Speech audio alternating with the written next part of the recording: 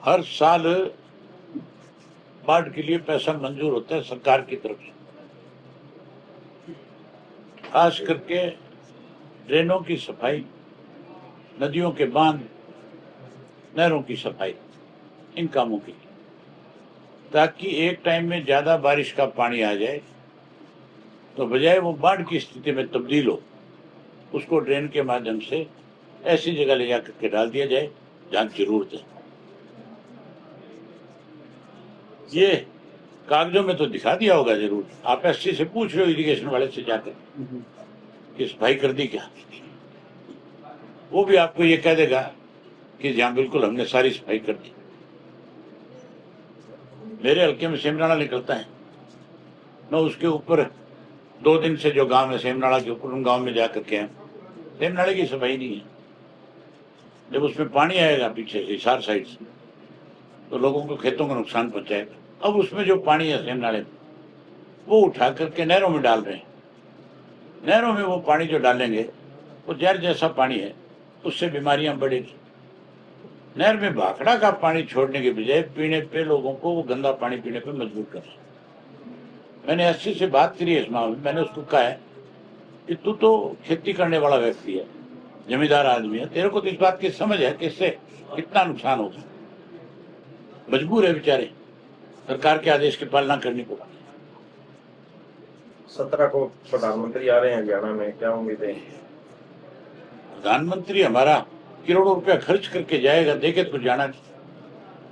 प्रधानमंत्री जिस किसी स्टेट में जाए, होना तो ये चाहिए कि उस स्टेट को कोई ना कोई इस तरह का पैकेज दे जिससे कुछ फायदा मिले। यहाँ ट्रेन को झंडी दिखाने आ रहे हैं, कारखाना लगा दे कोई बड़ा, जिससे रेवेन्यू भी बढ़ जाएगा, बच्चों को नौकरी भी मिल जाएगी। कारखाने गुजरात में लगाते हैं और झंडियां हमारे यहाँ दिखाते हैं। मानसून सत्र आ रहा है जी इस बार, तो आपके जो विधायक है उनको क्या कुछ नए दिशा निर्देश, कुछ सख्त हिदायतें कि इस तरह के मुद्दे विधानसभा में उठाने हैं? हमारे विधायकों ने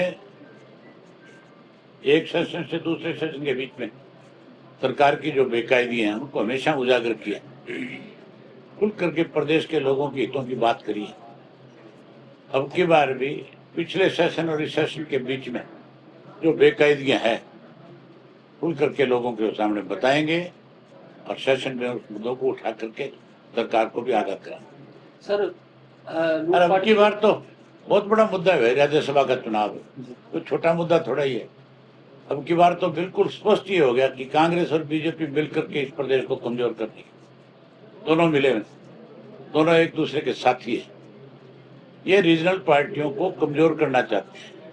जो रीजनल पार्टी है एक्चुअल में लोगों को सबसे ज्यादा फायदा वहीं मिलता है जहां रीजनल पार्टी सत्ता में होती है, क्योंकि रीजनल पार्टी के लोगों को जो सत्ता में आते हैं उनको अपने प्रदेश की स्थिति का जानकारी है, और जो ऊपर से थोप दिए जाते हैं। अब जैसे ये बीजेपी की सरकार है, सैनी मुख्यमंत्री है, इसको तो जो सेंटर से आदेश आएगा उसकी पालना करेगा।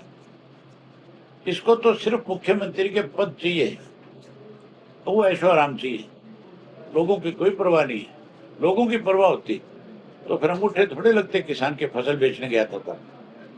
अंगूठा तब लगाया जाता है जब आप कुछ लेते हो। हमको लेने थोड़ी गए थे मंडियों में, हम तो अपनी फसल बेचने गए थे। हम अपनी फसल बेच रहे, हम ही अंगूठा लगाए, ये कहाँ लिखा हुआ है? सर लूटपाट की घटनाएं बहुत हो रही है, हरियाणा से लेके चंडीगढ़ भी सुरक्षित नहीं है, और कत्ल तो कोई ना कोई जिले में हो ही रहे हैं। देश में कौन सुरक्षित है? आप सुरक्षित हो? आपको भी ये भरोसा नहीं है। आप इलाहाबाद में, सरसा में रात को अगर 10-11 बजे कहीं निकलते हो जाते हो तो आपको भी पीछे से डर सता रहा होगा कि पता नहीं मेरे साथ कोई घटना ना घटे।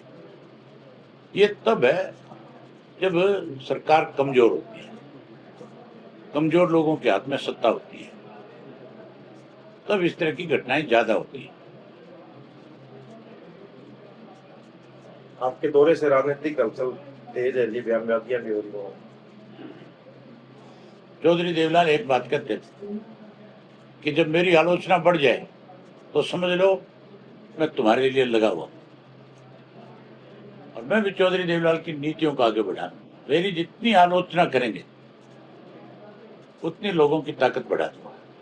हमसे जुड़े रहने के लिए हमारे YouTube चैनल को सब्सक्राइब करें और नई वीडियो की नोटिफिकेशन के लिए बेल आइकॉन को दबाएं।